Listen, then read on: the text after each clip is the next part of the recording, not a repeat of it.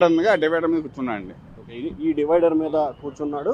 అలాగే ఈ డివైడర్ మీద కూర్చున్న తర్వాత అక్కడ చాలాసేపు కూర్చున్నట్లు కూడా తెలుస్తోంది. ఏదైతే ఎస్ఐ సుబ్బారావు గారు చెప్పిన ప్రకారం కూడా ఇక్కడ కూర్చున్న పరిస్థితి కనిపించింది. ఆ తర్వాత ఇక్కడ ఈ మధ్యలో కూర్చోబెట్టిన తర్వాత సాయంత్రం దాదాపుగా 8 గంటల వైపు, అంటే దాదాపుగా 2:30 నుంచి 3 గంటల సమయం ఈ ప్రాంతంలోనే ఉన్న పరిస్థితి కనిపించింది.